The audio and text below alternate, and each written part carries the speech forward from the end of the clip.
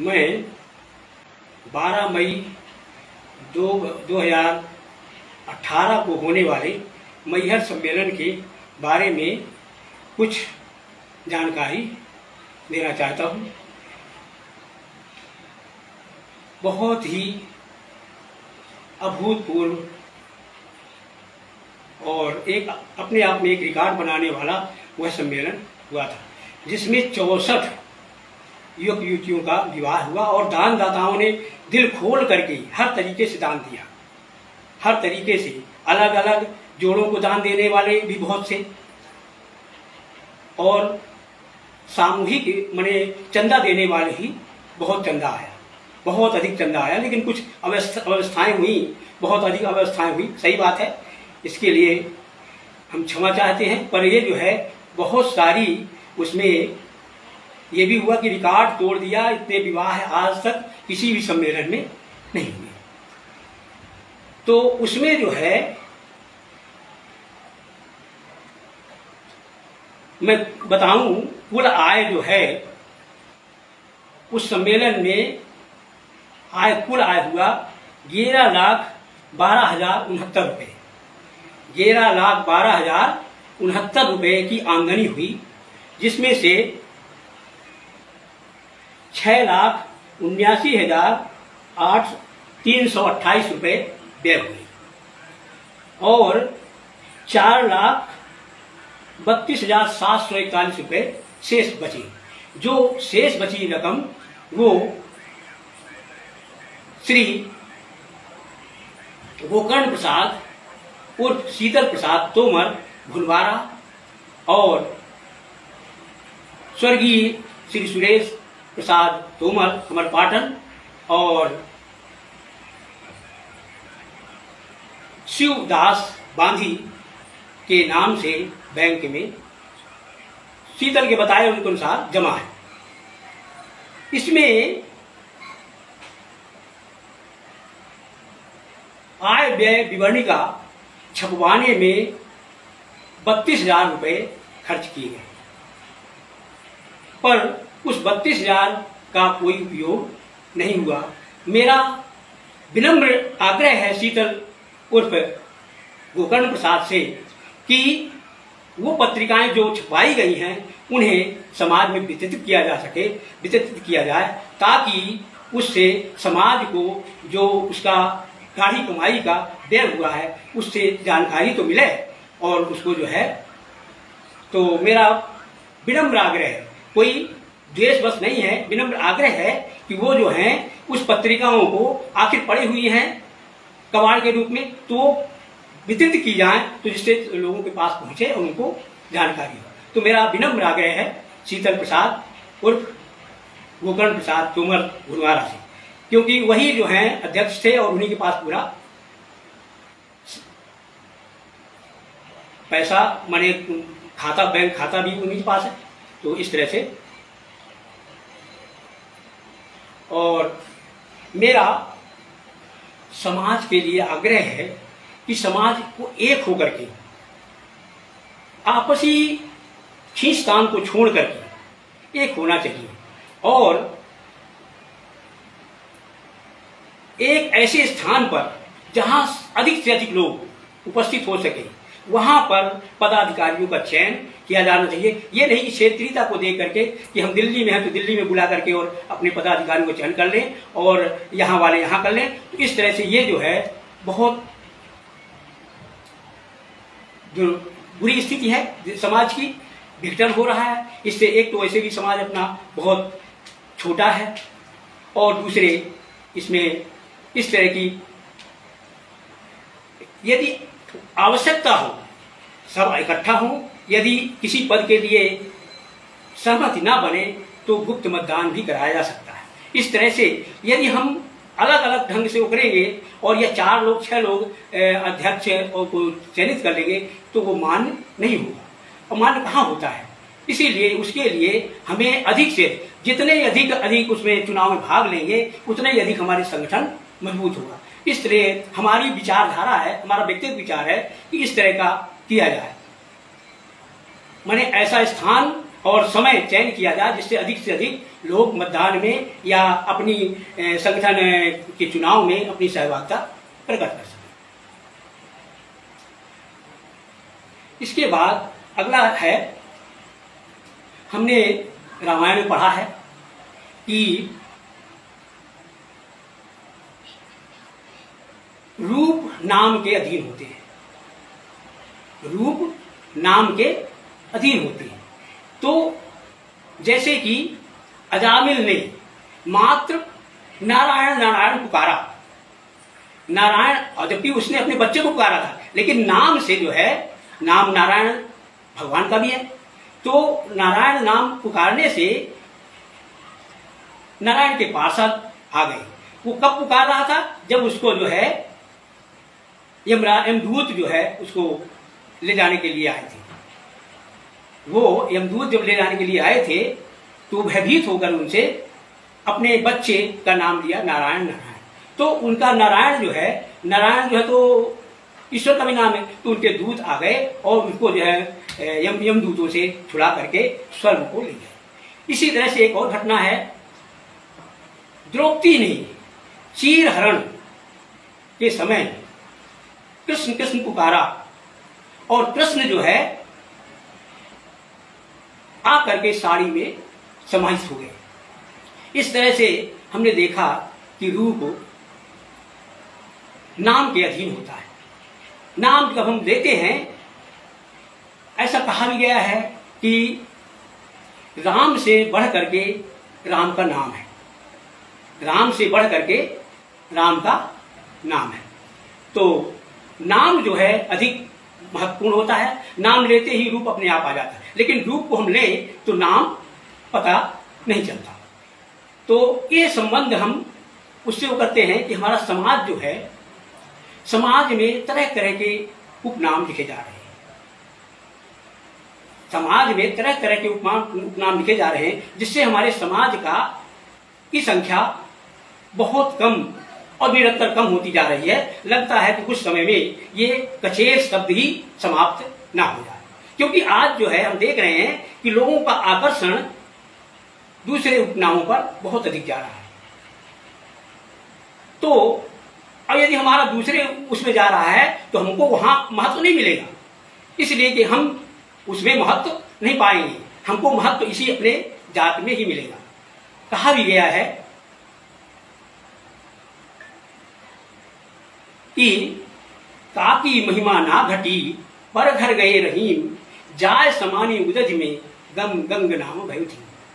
माने गंगा जब तक बाहर रहती है, बहती रहती है, तब तक उसका बहुत अधिक सम्मान होता है, उसको आदमी प्रणाम करता है, पूजा करता है, और वही जब गंगा समुद्र में जाकर मिल जाती है तो उसका नाम समाप्त हो जाता है। इसी तरह से हमारे जो बंधु हैं, मैं उनको गलत नहीं कहता, अपनी पीड़ा है, अपनी पीड़ा व्यक्त कर रहा हूं कि मैंने समाज में इस तरह से कम होती जा रही है। आज हमारे समाज में संख्या वैसे भी कम है और इस तरह से और भी कम होती जा रही है। यदि हम कहते हैं कि फलाने हैं और यदि हम अगल बगल बैठे हैं तो हमको पता नहीं चलता कि यदि सरनेम अलग अलग है तो हमको पता नहीं चलता कि ये हमारे समाज के। इस तरह से हमें इस पर भी थोड़ा सा ध्यान देना चाहिए।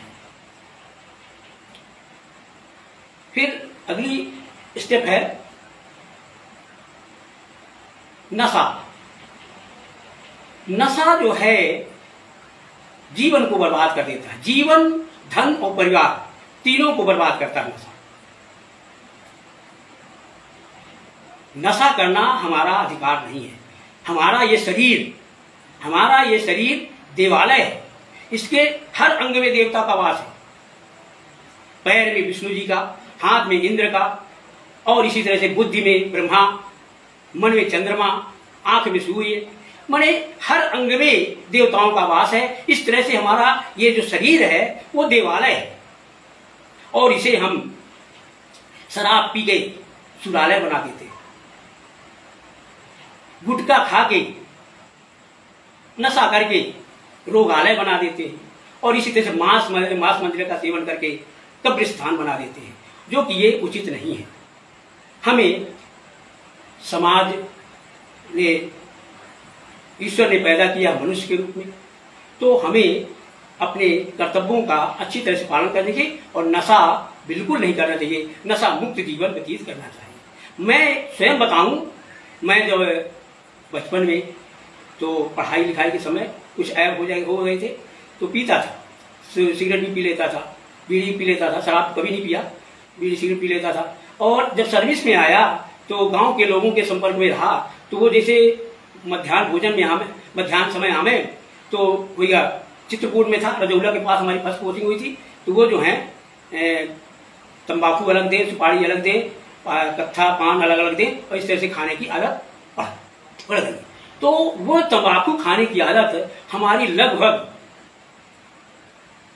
20 साल रही और हम छोड़ना चाहे भी तो नहीं छोड़। लेकिन क्या होता है कि ये जो नशीली चीजें हैं वो दिमाग में ग्रंथि बना देती है और उसके बिना आदमी बेचैन हो जाता है। पर इसके लिए दृढ़ शक्ति, दृढ़ इच्छा शक्ति की बहुत जरूरत होती है। ये दृढ़ इच्छा शक्ति है तो हम शराब और सब व्यसन को छोड़ सकते हैं। तो हमारे भी इसमें ये आया कि हमारी मैंने घुटने और कमर में बहुत दर्द होता था, हमसे नुहते लचकते नहीं बनता था, यदि हम आगे झुकना चाहें तो झुक नहीं पाते थे, इतना अधिक दर्द रहता था। तो उस समय हमने डॉक्टर बनर्जी थे हनुमान चौक में, उनसे दवा लिया तो उन्होंने पहचानते थे, उन्होंने कहा कुमार साहब आप तंबाकू खाते हैं, हमारी दवाई जब तक चलती है तो आप इसको बंद रखिए तो आपको काफ़ी लाभ होगा। तो हमने जो है वही किया। मैंने जो है एक तो दवाई में उन्होंने जो भी डाला हो तो हमको 15 दिन तक दवाई रही, 15 दिन तक कोई खाने की इच्छा नहीं हुई तंबाकू। फिर इसके बाद हमने संकल्प लिया कि हमको तंबाकू छोड़ना है। तो उस समय हम क्या करते थे, कोई ना कोई, देखिए नशा का कोई ना कोई विकल्प होना चाहिए और हल्का हो तो वो जो है धीरे धीरे वो छूट हो जाता है। तो हमने जो है उसके लिए जेब में लौंग रखना शुरू कर दिया और ठंडी का सीजन था तो लौंग जो है उसमें 8-10 हो जाते, जैसे तंबाकू की तरफ लगती थी 5-6 बार तंबाकू खा लेते थे, उसी तरह से 8-10 बार लौंग खाते थे। और इस तरह से हमारा जो है लौंग जो है खाना धीरे धीरे मैंने तंबाकू को छुड़वा दिया और धीरे धीरे लौंग भी छूट गई। आज की स्थिति में हमें कोई भी ऐब नहीं है, कोई भी व्यसन नहीं है, चाय भी नहीं हम पीते, कभी भी नहीं चाय पीते। हमारे वैसे जो है हम पतंजलि से जुड़े हुए हैं, पतंजलि का हमने कैंप अटेंड किया 7 दिन का, तो वहाँ वैसे भी बाबा रामदेव जी का आदेश था कि कोई भी चाय और कोई भी व्यसन ना किया, व्यसन मुक्त जीवन जिए। तो इस तरह से हमारी कोई भी आदत नहीं है, हम बताएं। और इससे जो है हम बताएं प्राणायाम से हमें इतना लाभ हुआ है, अपने बताते हैं हमको छींक आती थी, ऐसी छींक, एलर्जिक प्रॉब्लम, बार बार छींक आवे, 8-10 छींक आवे, फिर इसके बाद बंद हो जाए, फिर आधा घंटा 1 घंटे बाद फिर छींक आवे। इस तरह से ये जो है बिना हमने दवा की इसको ठीक किया। बवासीर था हमको, चड्डी गीली हो जाती थी, सफेद पानी निकलता था, लेकिन इसी को हमने आज तक, हमारी 66 साल की अवस्था है लिखे के अनुसार 66, वैसे तो हमको हमारे ख्याल से 66 से अधिक होगी, 67-68 होगी, पर लिखे के अनुसार हमारी 66 साल की अवस्था है। आज तक हमने एलोपैथी की दवाई नहीं ग्रहण किया, ना ही हमने किसी अस्पताल में एडमिट हुई आज तक हमारी ये जो है। तो हम जो है क्या है, हमारा उनको भी सर्दी जुकाम होता है, ऐसी बात नहीं कि सर्दी जुकाम नहीं होता, लेकिन हम सर्दी जुकाम की दवा अपने आप करते हैं। हमारे यहाँ लहसुन, अदरक और प्याज ये बहुत अच्छी एंटीबायोटिक है, बहुत अच्छी नेचुरल एंटीबायोटिक है। इनके द्वारा सर्दी हो तो आप लहसुन खा लीजिए कच्ची, लेकिन लहसुन के साथ कुछ न कुछ खाना चाहिए, क्योंकि लहसुन में एसिटिक सल्फ्यूरिक एसिड बहुत उसमें होता है, तो उसके साथ कुछ न कुछ खाना चाहिए, नहीं तो फिर वो झिल्ली को गला देता है। तो ये जो है माने सर्दी के लिए, खांसी के लिए अदरक है, बहुत लाभ करता है। और खांसी के लिए एक अड़ूसा होता है, अड़ूसा आप लोग जानते हो न जानते हो, नदी के किनारे अक्सर मिलता है, यहाँ उचेहरा में नदी के किनारे, यहाँ नागौद में नदी किनारे। तो ये जो है पूरा कड़ू होता है, पूरा पेड़ नीचे से ऊपर तक, और फूल भी इसका कड़ू होता है, सफेद सफेद होता है फूल। तो इसका जो है रस यदि शहद के साथ ले लिया जाए तो समझ लीजिए सूखी कफ ढीली हो जाती है और कफ रोग ठीक हो जाता है। खांसी ठीक हो जाती है। इसका हमने स्वयं उपयोग किया है। और समझ लीजिए, एक बार मेरी चुनाव में ड्यूटी लगी, नागौर में ठहरे थे, नागौर से कुचारा के पास मतदान केंद्र में जाना था। हमारी लास्ट पोलिंग थी। रात को वहीं कुचहरा में नागौर में रहे तो सोए रहे। बगल में एक आदमी थे, तो हमको खांसी आवे तो उनको भी नींद ना आवे, तो उन्होंने एडवाइस किया हमको कि सर आपको खांसी आती है, आप ऐसा करिए अड़ूस की पत्ती और शहद का रस ले लीजिए, आप ठीक हो जाएंगे। तो हम समझ लीजिए ऐसे ही हमने किया और 3 खुराकें हमारी बिल्कुल ठीक हुई। और जबकि हम उसी समय आर के गुप्ता के यहाँ ट्यूशन पढ़ाते थे और वो डेली खूब दवाई थे, एलोपैथिक दवाई, उससे कोई आराम नहीं हुआ।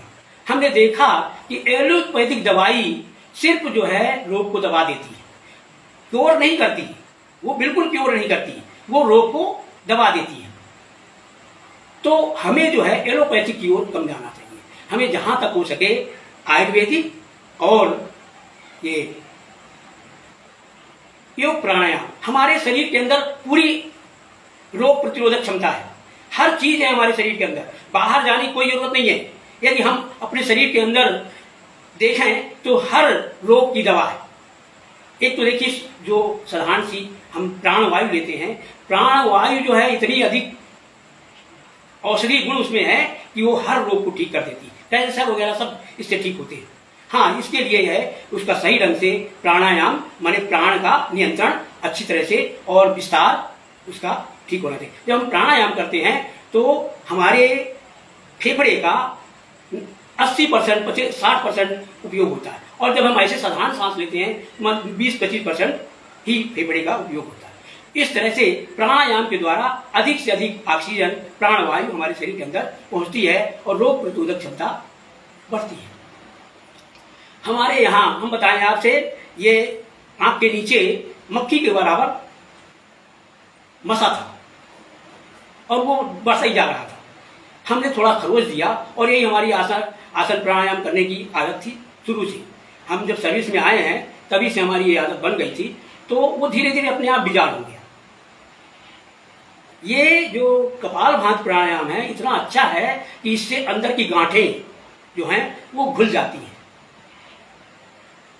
और ये आठों चक्रों को जागृत करता है। तो इस तरह से ये, और यदि हम जो है नशा की बात कर रहे थे, नशा में तो यदि हम इन प्राणायामों को करते हैं तो हमारी जो है मन शक्ति, मानसिक शक्ति बढ़ती है और हम जो है इसका प्रतिरोध, माने नशा का प्रतिरोध, नशा को छोड़ने का अभ्यास कर सकते हैं।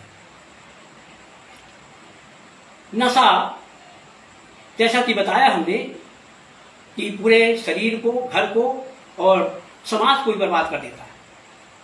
इसलिए कि वो जो है नशा में जब होता है तो चेतन शून्य हो जाता है और अपराध प्रवृत्ति हो जाती है उसकी, पैसा नहीं मिलता, चोरी करता है, इस तरह से। तो नशा जो है शरीर को भी बर्बाद करता है और मन मस्तिष्क को भी बर्बाद, खराब करता है। इसके बाद हम आते हैं स्वास्थ्य पर। स्वास्थ्य जो है हमारे आयुर्वेद के अनुसार जो त्रिदोष हैं, त्रिदोष वात पित्त कफ, ये त्रिदोष कहलाते हैं। इन्हीं त्रिदोषों का असंतुलन होना यही रोग का कारण होता है।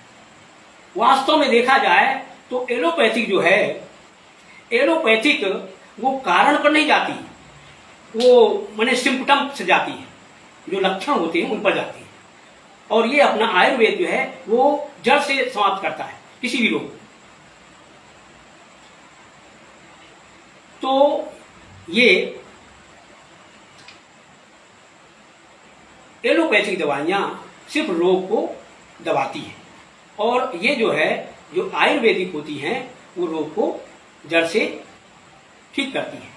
हमारे, जैसा कि हमने कहा कि स्वास्थ्य जो है त्रिदोष का सम यदि हो जाए, वात पित्त कम कफ सम हो जाए, हमारी जठराग्नि उपयुक्त हो, सम हो जाए और मल त्याग मूत्र त्याग सामान्य हो, तो हम स्वस्थ होते हैं। अन्यथा यदि वात पित्त कफ ये असंतुलन में है तो हम रोगी हो जाते हैं। इनको रोग से मुक्त होने के लिए एक तो पहले हमने बताया जैसा कि प्राणायाम, यदि हम प्राणायाम और आसन करते हैं तो हमारे अधिकांश रोग अपने आप भाग जाते हैं। इसके बाद स्वास्थ्य के लिए स्वास्थ्य के 3 आधार स्तंभ माने गए, आहार, निद्रा और ब्रह्मचर्य। आहार ऋत भुक मित भुक और माने ऋतु के अनुसार भोजन करना चाहिए, थोड़ा भोजन करना चाहिए और हितकारी भोजन करना चाहिए। ऋत भुक मित भुक और हित भुक, इस तरह से भोजन का ये हित भुक माने क्या है, जो हमारे शरीर के लिए अच्छा हो।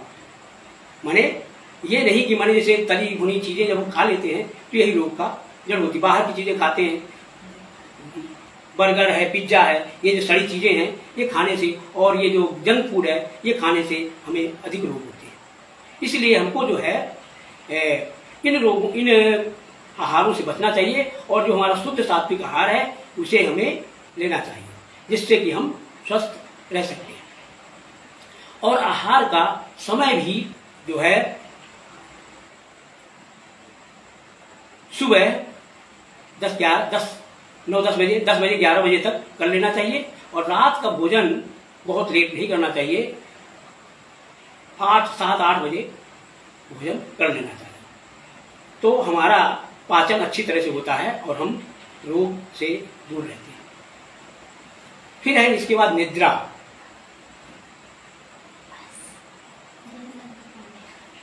निद्रा जो है, निद्रा के लिए सबसे उपयुक्त समय होता है 9 से और 4।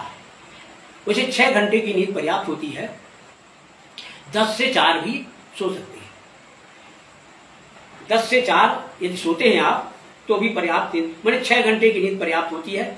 आप जो है तो निद्रा के लिए सबसे उपयुक्त समय है 10 से 4, और ये 6 घंटे की नींद पर्याप्त होती है। दिन में नहीं सोना चाहिए, दिन में सोने से रोग आते हैं। इसके बाद है ब्रह्मचर्य। ब्रह्मचर्य का मतलब होता है, वैसे तो साधारण भाषा में यही है कि वीर का रक्षण ही ब्रह्मचर्य है, पर और भी इसके साथ बहुत सारी जुड़ी हैं। शक्ति का क्षरण ना हो, ये जो है ब्रह्मचर्य है। तो ये है नवयुवकों के लिए मैं यही संदेश, नवयुवतियों के लिए मैं ये संदेश देना चाहता हूँ कि वे अपने जीवन को व्यवस्थित रखें, नियमित रखें, अनियमित नहीं। नियमित रखना अर्थात सुबह जल्दी उठना, early go to bed and early to rise makes a man healthy wealthy and wise. तो जल्दी उठना और जल्दी सोना स्वास्थ्य के लिए अच्छा होता है। जल्दी कहना चाहिए कि ब्रह्म मुहूर्त में हमेशा ही जग जाना चाहिए। ब्रह्म मुहूर्त में जो सोता है उसकी बुद्धि अच्छी नहीं रहती, उसमें तनाव रहता है। इसलिए बुद्धि सही रखने के लिए ब्रह्म मुहूर्त में जगना अच्छा। ब्रह्म मुहूर्त में कॉस्मिक एनर्जी अच्छी रहती है, स्वच्छ वातावरण रहता है। तो इस तरह से हम उनके लिए यही कहेंगे कि जल्दी सोएं, जल्दी उठें और व्यसन से मुक्त रहें, व्यसन से दूर रहें। कोई भी व्यसन, जैसे मोबाइल का भी व्यसन आजकल बहुत प्रचलित है, तो मोबाइल जो है उतना ही चलाना चाहिए जितना जरूरी हो। जैसे नॉलेज के लिए, ज्ञान के लिए, देखिए मोबाइल में दोनों चीजें हैं, लाभ भी है हानि भी है।